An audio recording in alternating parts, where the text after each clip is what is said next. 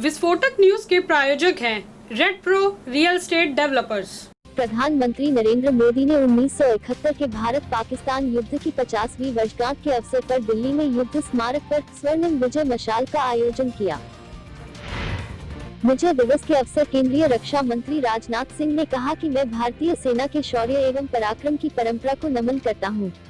मैं स्मरण करता हूं उन जांबाज सैनिकों की बहादुरी को जिन्होंने 1971 के युद्ध में एक नई शौर्य गाथा लिखी। उनका त्याग और बलिदान सभी भारतीयों के लिए प्रेरणा का स्रोत है। यह देश उन्हें हमेशा याद रखेगा। कृषि कानूनों को लेकर किसानों का विरोध प्रदर्शन जारी है।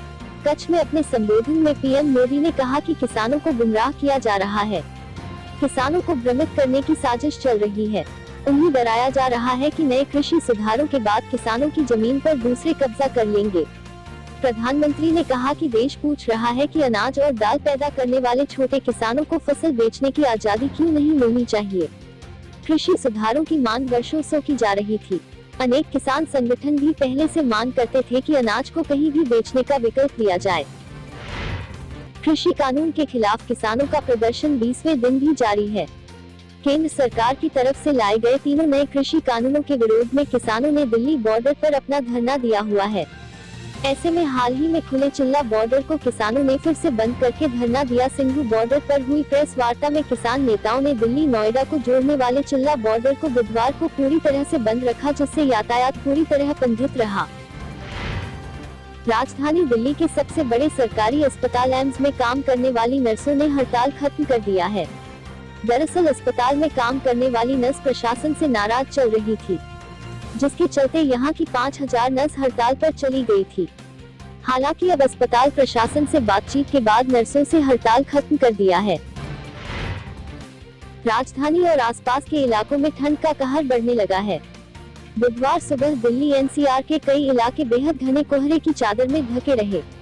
इसी के साथ राजधानी दिल्ली के तापमान में गिरावट भी दर्ज की गई।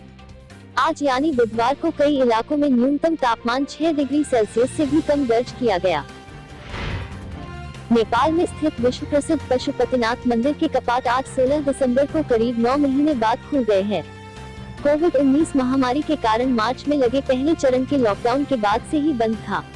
अब यह पवित्र स्थल हर रोज सुबह 6 से दोपहर 12 बजे तक खुला रहेगा।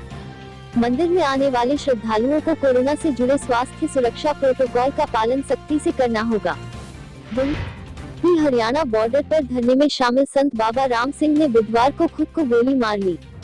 घायल अवस्था में अस्पताल में भर्ती करवाया गया, जहां उन्हें मृत घोषित कर दिया। किसान बाबा राम सिंह का एक सुसाइड नोट भी सामने आया है, जिसमें उन्होंने किसान आंदोलन का जिक्र किया है और अपने हक के लिए लड़ने की बात लिखी है। सीनियर सिटीजन्स को मोदी सरकार ने एक बड़ा तोहफा दिया है। जी हां, आपके घर के हवाई यात्रा करने वाले बुजुर्गों के लिए केंद्र सरकार ने एयर इंडिया की टिकट के दाम कम कर दिए हैं। बता दें कि भारत में 60 साल या उससे ज्यादा उम्र वाले व्यक्ति का अब एयर इंडिया फ्लाइट में हाफ टिकट लगेगा। इसकी जानकारी विमानन मंत्रालय ने बुधवार को दी।